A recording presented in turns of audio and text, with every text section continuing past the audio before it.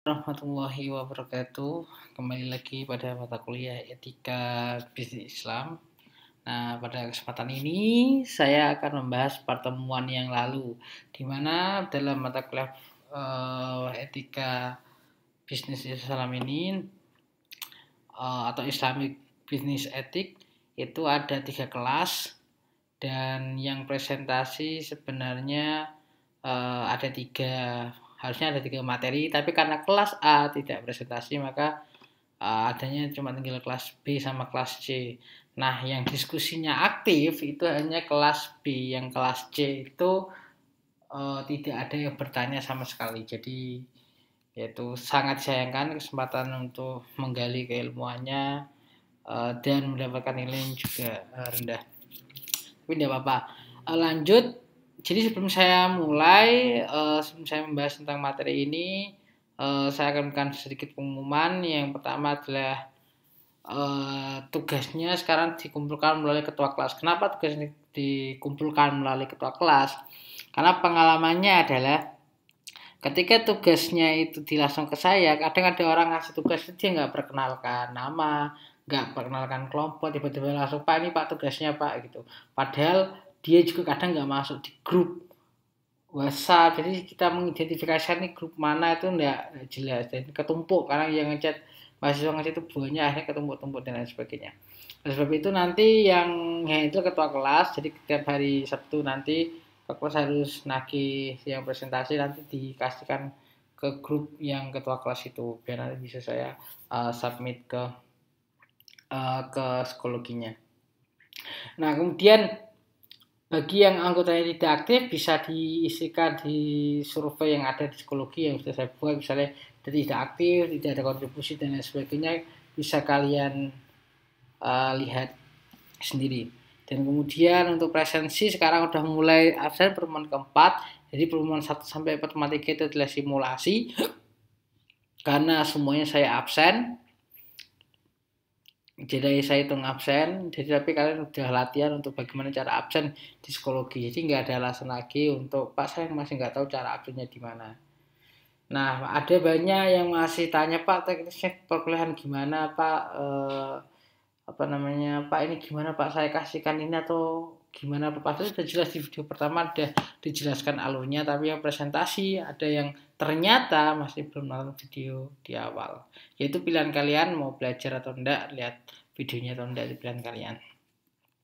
Nah, kemudian yang ada pertanyaannya adalah di kelompok kelas B, karena kelas C tidak ada, kelas A nggak ada. Ini ada beberapa orang yang bertanya, ada ini adalah isinya tentang pertanyaan-pertanyaan yang ditanyakan dan semuanya sudah dijawab cukup benar. Nah, untuk saran teman-teman sekalian, jadi nanti kalian tuh saya sudah uploadkan materi file makalahnya, insya Allah itu cukup lengkap, sudah saya cek, dan walaupun referensinya kurang, tapi intinya itu benar, ada saran misalnya macam-macam etikanya, ada perbedaan etika moral dan akhlak dan lain sebagainya, itu lengkap. Ketika kalian PPT-nya nggak lengkap, jadi nanti kalau kalian mau belajar, mau terkait tentang masalah etika atau Islamic Business Ethic, kalian bisa baca, lihat di makalahnya dulu, karena itu bagus untuk fondasi kalian sebelum kalian masuk ke ranah selanjutnya. Jadi itu udah insya Allah lengkap, untuk bahan kuliah ujian juga diambil dari situ. Cuman yang saya tekankan adalah yang belum ditanyakan dan belum disinggung terlalu banyak di dua makalah yang sebelumnya adalah etika dalam Islam itu sendiri itu apa. Jadi memang istilah etika itu di dalam masyarakat itu sering tumpang tindih. Jadi diksi etika, moral, akhlak, kemudian makanya ketika kalian main Instagram ada akhlakless lah, ada gak beretika lah, gak bermoral, gak ada akhlak dan lain sebagainya. Itu dalam prakteknya kata itu diasumsikan atau digunakan untuk menggambarkan suatu perilaku yang baik, nggak baik, maaf. Misalnya baik dan tidak baik. Jadi etika itu indikator baik dan buruk. Gitu. Jadi istilah sederhananya itu. Tapi akhirnya para ahli, para filsuf itu mengklasifikasikan apa bedanya etika, moral, dan akhlak. Kalian bisa lihat ya, akhlak Al-Quran dan Sunnah, moral dari lingkungan, kemudian nanti juga ada norma, itu beda-beda tipis, dan kemudian ada etika yang berdasarkan logika atau akal. Nah, sedikit saya tambahkan, etika dalam Islam itu apa, Pak? Sebenarnya etika dalam Islam itu adalah sinonimnya adalah bisa akhlak dan adab. Akhlak adalah bersifat keseluruhan, adab itu bersifat dia ada kasuistik. Misalnya akhlak dalam menuntut ilmu, ya ini dikatakan adab menuntut ilmu. Dikata adab, kata akhlak itu hampir-hampir mirip. Karena sama-sama di dalam ulama salaf itu mengklasifikasikan akhlak itu ya sesuatu yang disukai dan dicintai oleh masyarakat. Artinya apa? Jadi indikator etika itu bukan halal dan haram.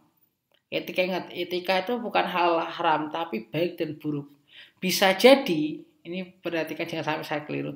Bisa jadi hal yang itu dikatakan halal itu ternyata nggak baik, atau hal yang dikatakan haram itu ternyata tidak baik, misalnya gitu.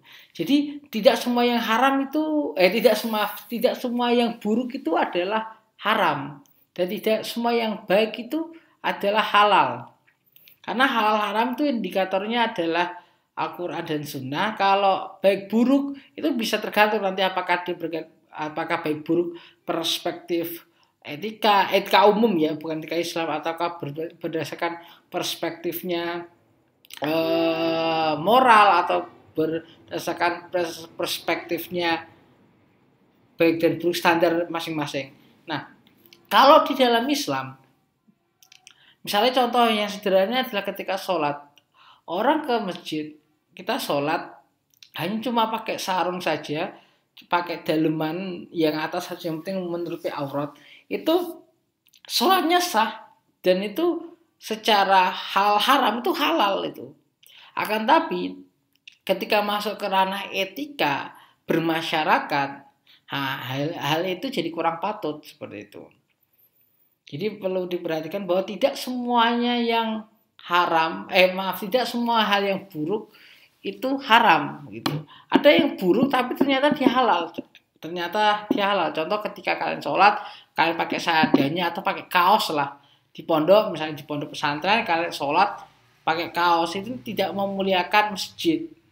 Harus pakai pakaian yang terbaik dan lain sebagainya. Itu adalah akhlak atau adab berpakaian di masjid.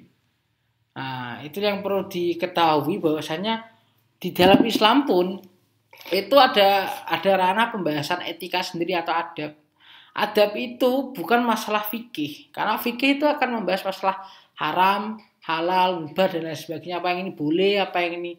Kalau etika itu baik dan buruk berdasarkan, ya bisa jadi karena Islam berdasarkan Al-Sunnah dan Quran, dan berdasarkan kebiasaan Arab. Karena di sana itu adalah etika yang timbul di negara Arab. Di waktu itu ada di zaman Nabi Muhammad SAW, dan di Arab ini ada budaya-budaya Arab yang masuk dalam etika Islam itu sendiri, seperti itu. Misalnya contoh lagi terkait masalah etika. Bentar.